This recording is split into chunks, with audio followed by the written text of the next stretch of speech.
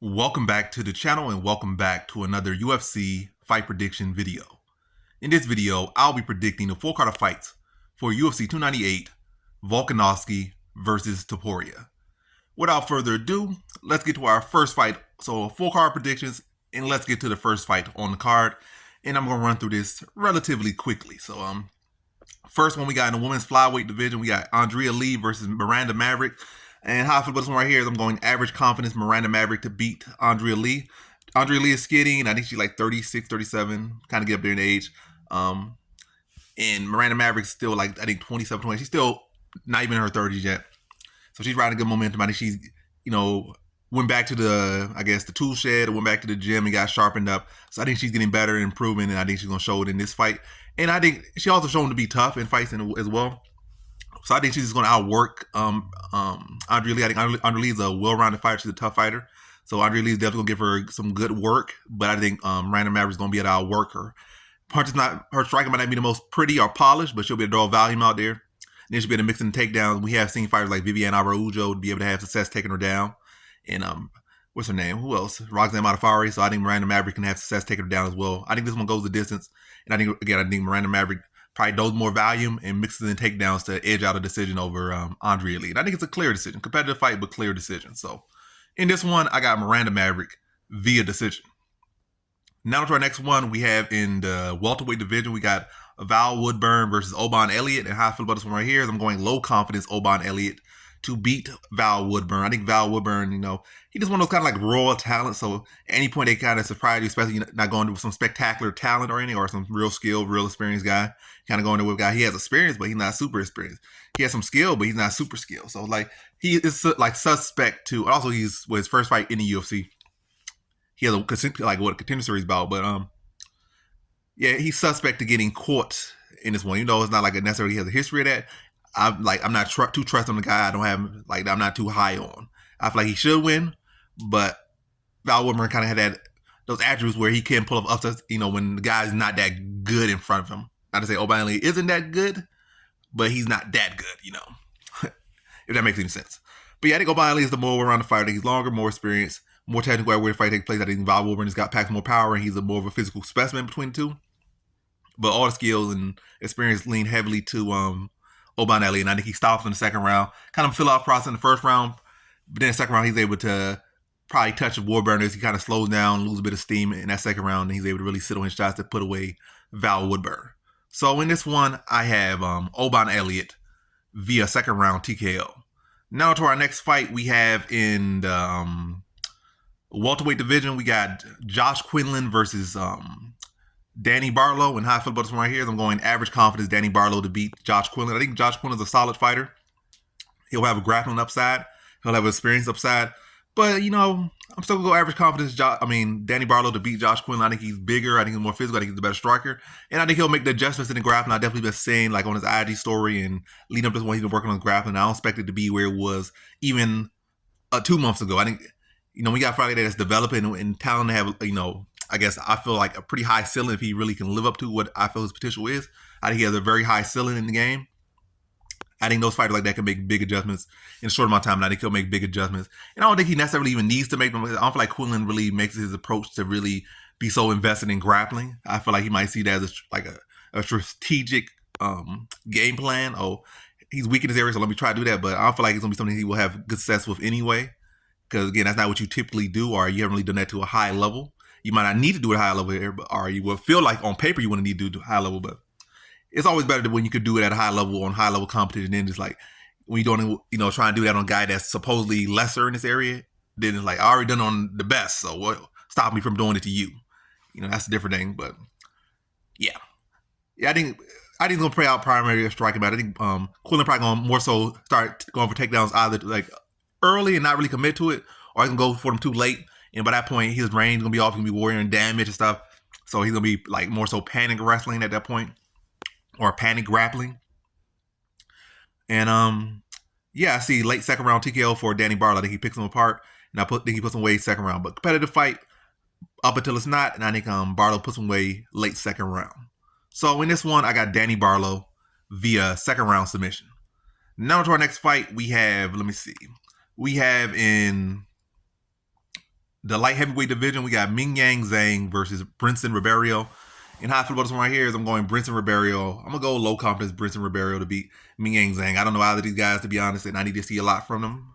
So, but I do think Brinson Ribeiro has fought better competition, has beaten better competition, shows more around skills, in striking and in the grappling department. But both guys have shown suspect chins, and both guys can be finished. So again, no real reason to be confident in either guy, to be honest. So low confidence is definitely fitting. But yeah, I think Brinson Ribeiro, like with that experience, he's just gonna make better adjustments. I think first round could definitely be both of them trading damage and getting rocked at this point. Getting that rocked up, it could be a very sloppy fight. But I think that experience on Ribeiro's side and also fighting better competition will allow him to make adjustments. I don't feel like it will necessarily have to be that fight, but I feel like it could easily be that fight where it's kind of like a sock and boxers in the first round. But as fights start on, they both hurting each other. I could feel like Ribeiro got to go for the takedown, or maybe he might get rocked, or and when they try to follow him to the ground, then he had to hit a sweep and he get on top and he start landing some ground and pound. But yeah, I just feel like on the feet and on the ground, Ribeiro would do a better job making adjustments. Whereas I feel like Mingyang Zhang kind of like TKO or bust in this one, and I see Brinson Ribeiro. I'm gonna say third round TKO for Brinson Ribeiro here. Kind of sock and boxer fight early, but that experience will start to come through and he's gonna start to make adjustments and he's gonna prevail. So in this one, I got Brinson Ribeiro via third round TKO. Now to our next one, we have in the bantamweight division, we got Rinya Nakamura versus Carlos Vera. And how I feel about this one right here is I'm going high confidence Rinya Nakamura to beat Carlos Vera. I think Carlos Vera is a solid fighter. I think there's very, very slim chance he can pull off an upset, but he's a solid fighter. He's not a guy that's been brought in to be ran. I mean, he might be being brought in to be ran over, but he's not built to be ran over, is what I'm gonna say. Like, he's probably brought in for that to lose, but he's got solid BJJ. He got underrated striking. He's a guy that could definitely. I feel like he's better than Fernie Garcia, who Rinya Nakamura took the decision, and I feel like he could throw him with submissions. I feel like he could throw him on the feet. He's kind of awkward. He got some type of like a taekwondo. We got like a, I don't know. I forget what it is, but very dynamic with his kicks. So bit of karate, bit of this, bit of that, but underrated guy for real. But and I think that underrated is also with the experience and the skills and the grappling. It could keep Rinya Nakamura having to defend and try to battle for positions as opposed to a guy that don't really have that grappling. You could just start mauling on top of him on beat him. But to the point of this one, where I feel like Rinya Nakamura win, not about what's so good about Vera or why Vera ain't getting finished. I feel like Vera's takedown defense isn't that good. I think he's too accepting of the bottom position because he does have that BJJ. I think it will keep him in the fight, but also will help to lose him the fight because he's gonna be so he's not gonna be too willing to go to the ground or try to play jiu-jitsu. I think Rinya Nakamura is solid enough in the grappling department and solid enough in his wrestling to get those takedowns that's going to be pretty much given to him. Then on top of the position, I think he can neutralize the submissions of Vera, and just ride that top position, land good ground and pound. And maybe at points, Vera will get close to, get some decent or okay submission attempts that might, allow Vera to get back to a standing, go for a submission attempt. And Rinya Nakamura is going to have to give up the position and go back to standing to get out of it. And again, that will keep him in the fight and, give him opportunities or somewhat opportunities. But yeah, ultimately, I feel like Rinya Nakamura will be able to get the takedowns. He's going to be able to stop the submissions, land the heavy shots, and be able to beat Carlos Vera. I think it's going to be a pretty clear decision for him. But Carlos Vera definitely won't be someone that's going to get ran over, I feel. So in this one, I got Rinya Nakamura via decision. Now to our next one, we have in the heavyweight division, we got Marcos Rogerio de Lima versus Justin Tafa. And how I feel about this one right here is I'm going Marcos Rogerio de Lima, low confidence to beat Justin Tafa. I definitely think coming off that big loss or that quick loss to Derek Lewis, he took a lot of damage, got finished. I definitely think that shifted, the confidence a lot with this one. Or, would it have, like, if he didn't have that loss, you probably say, the odds would probably be minus 300, Marcos Rogerio de Lima. But, yeah, that definitely shifted a lot of people. I'm still picking Marcos Rogerio de Lima. Low confidence, maybe no investment, but, yeah, going there with, Justin Tafa. Justin Tafa is really, all he is striking. You could probably say the same about Rogerio de Lima, but we have seen him use wrestling. We have seen him taking down Magloy Ivanov, who's a several-time Sambo world champion. We saw him take him down. So he's definitely working on the area when you see improvements. We see him take opponents down, to win fights or to make it more competitive or come close to edge in fights with the wrestling. So see him have to go deeper into rounds. Whereas with Justin Tafa, he's just been like first round or bust. Like he gets you out the first round or he loses. So I feel like Marcos Rogerio de Lima has shown more experience, shown more ways to win, shown more grit, and also has fought better competition, beat better competition. And so far, Justin Tafa just beat guys that are on their way out the UFC. Marcos Rogerio de Lima has beaten some legends, you know, even though they probably like 50 years old, like Andre Arlovski and whatnot. And Ben Rothfull, but again, experience. And we have seen him go rounds again, like 3 rounds with Blagoy Ivanov, who's a guy who might not have pushed the highest pace, but he has a sturdy chin, has power, and pretty well rounded enough. And he was able to go 3 hard rounds with him, lost a close fight. I feel like he arguably won, and I picked Blagoy Ivanov, but yes.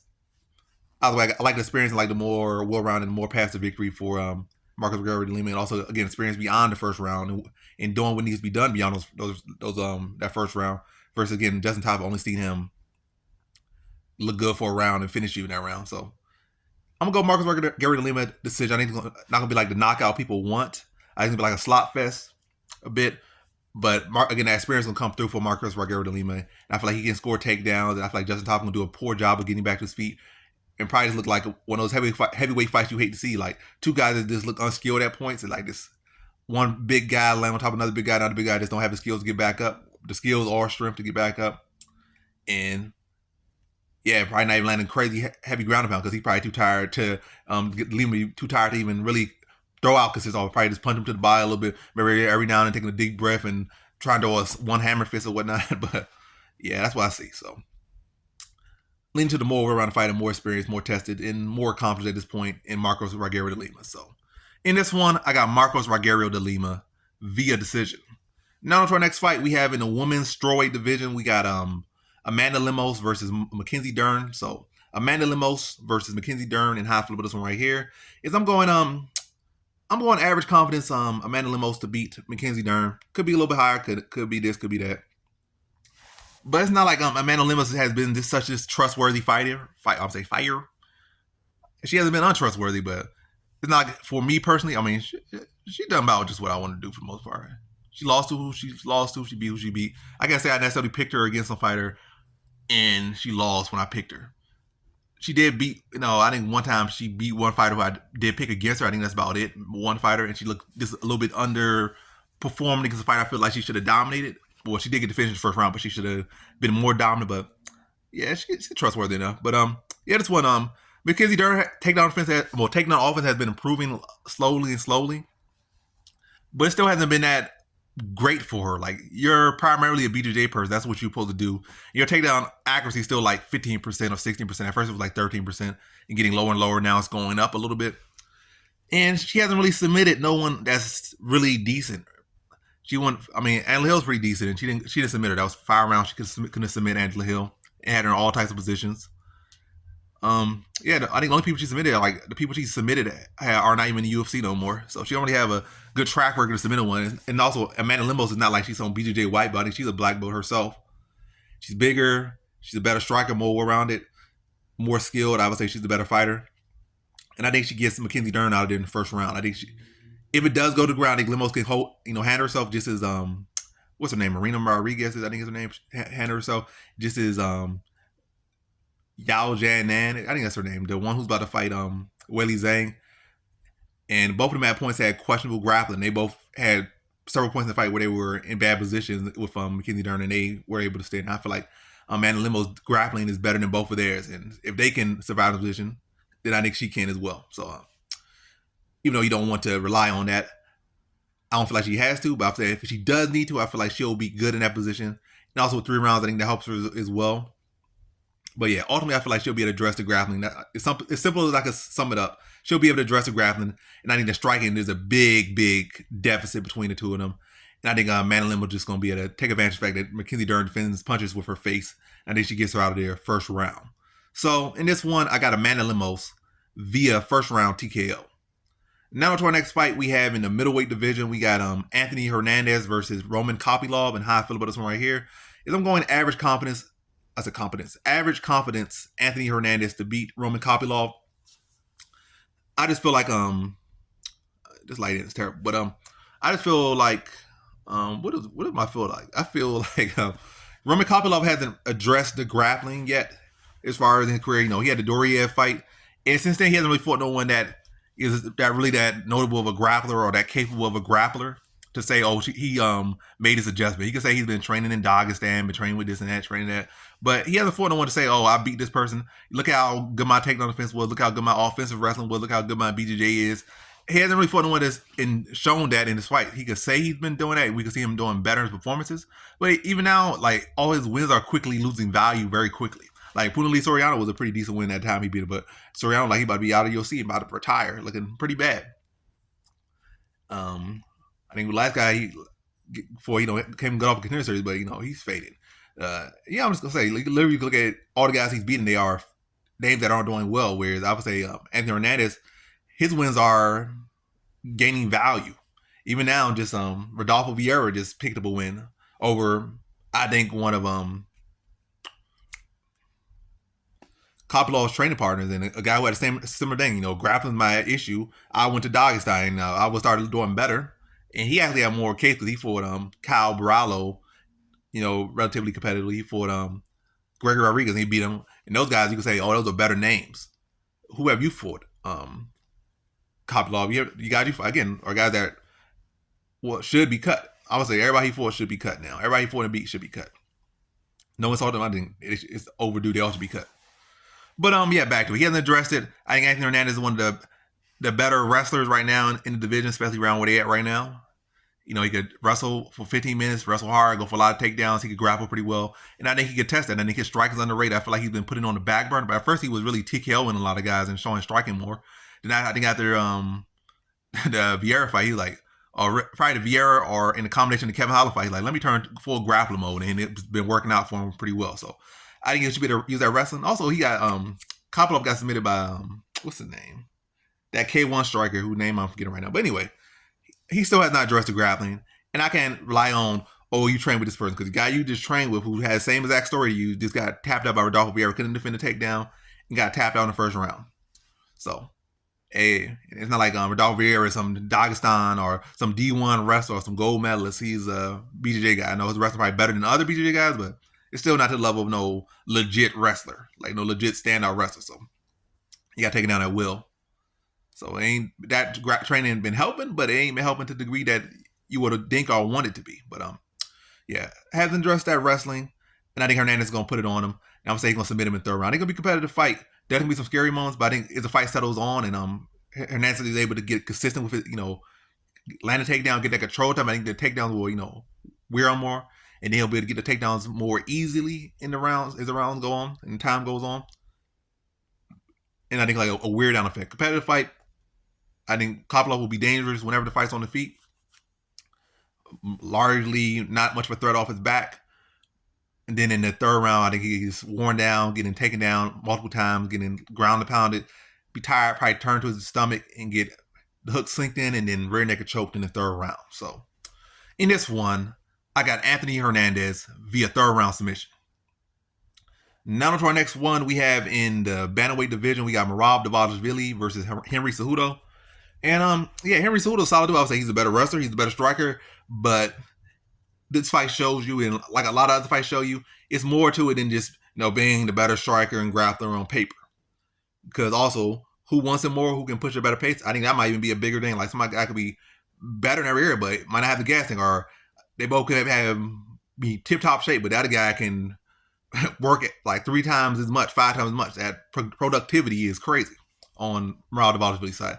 And I don't see Cejudo stopping him. We have seen that Merab has great heart, great conditioning, obviously. And it's not like Merab is a big finisher out. So I see this one going the distance, and I think Merab is just going to simply outwork Cejudo. Cejudo might be landing cleaner strikes. Cejudo might be stuffing the takedowns like 1, 2, 3, 4, 5, maybe 10 of the takedowns.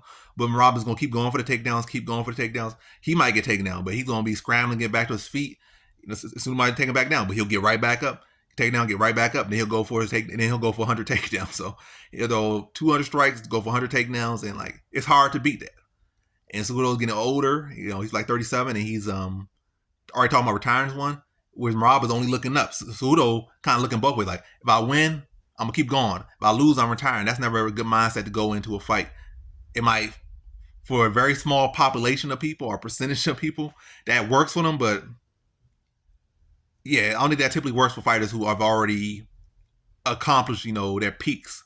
It's typically guys that like, I know I'm great and I gotta stick around till I can show that I'm great. Cejudo already has shown he's great in Olympic wrestling and MMA, been a 2-division champion, 2-division defending champion. So yeah, I know that gold medal mindset not gonna go away, but so I just think Dvalishvili's work rate is gonna be so crazy as it always is that it's gonna be able to overshadow the cleanness of Cejudo.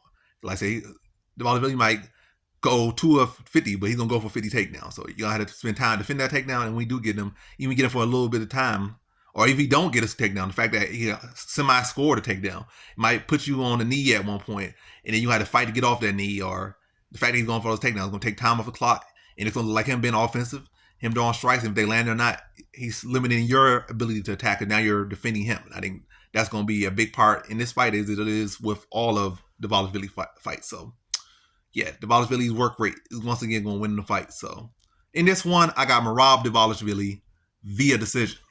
Now to our next one, let me see. We have in the welterweight division, we got Jeff Neal versus Ian Machado Garry in high flip. This one right here is I'm going high confidence Ian Machado Garry to beat Jeff Neal.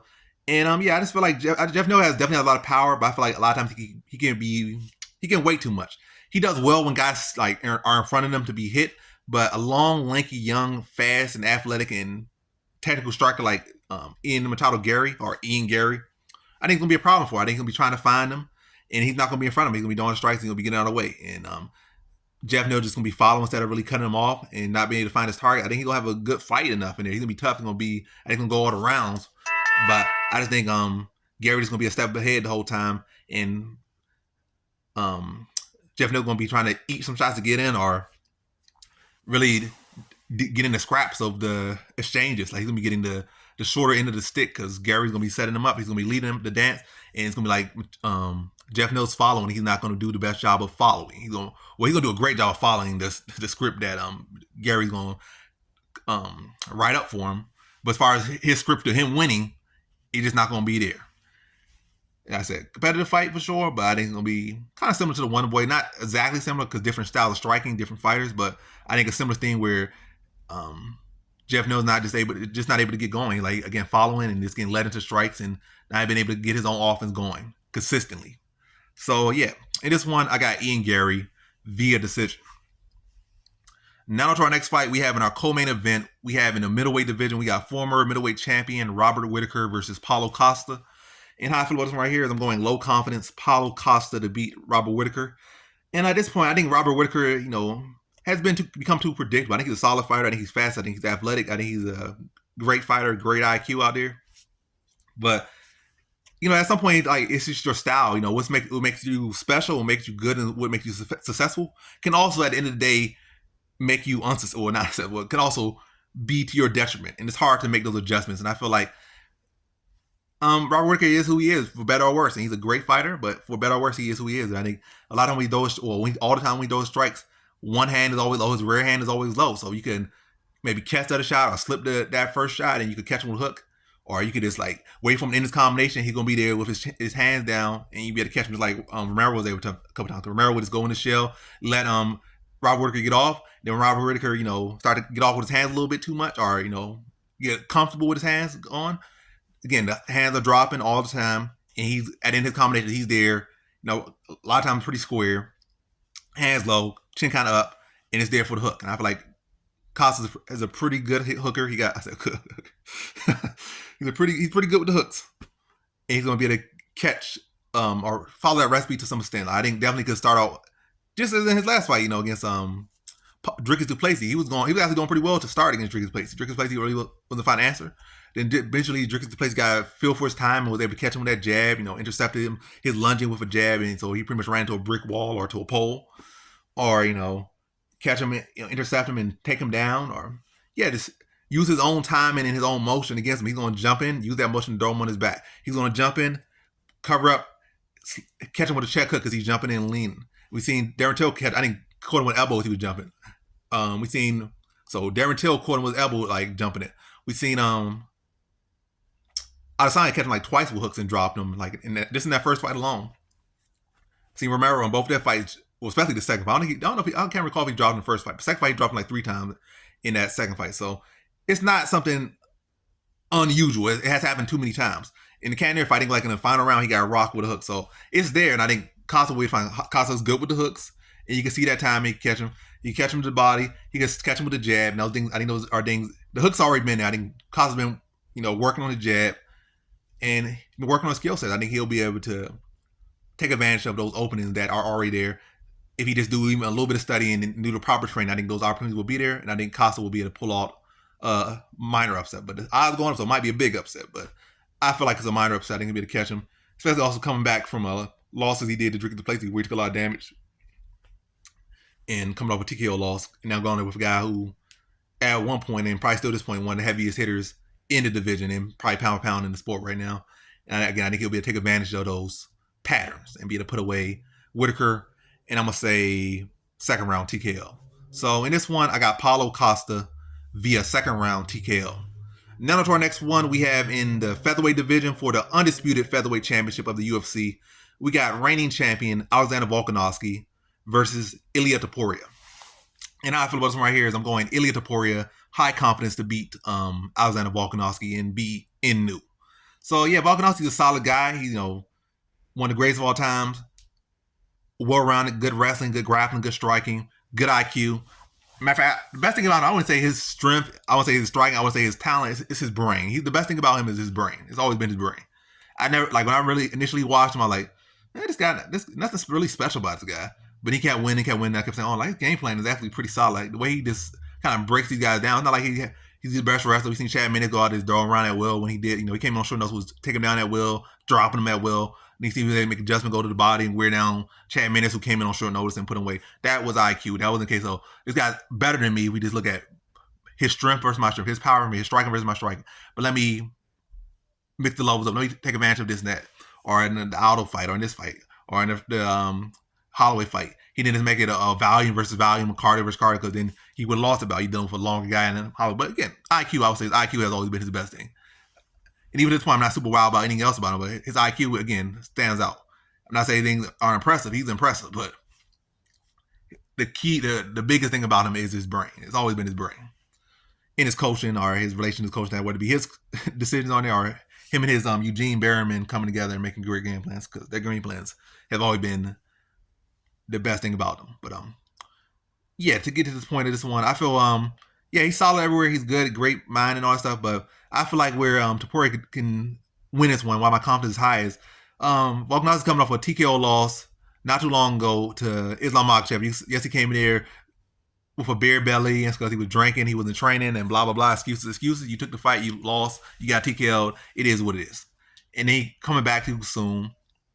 And then on top of that, question motivation. He's like, I don't know what I'll do with my life if I retire today or whatnot. He kind of get that point where he almost like one foot kind of out the door, but he don't want that foot to be out the door, even though his foot shouldn't be out the door. But he kind of have that mentality, like he's thinking too much stuff instead of just thinking about winning and focusing on the present day. He might act like he's focusing, but saying that, I feel like he's kind of scared. He's kind of fearing his own mortality, aging and all that stuff in the sport.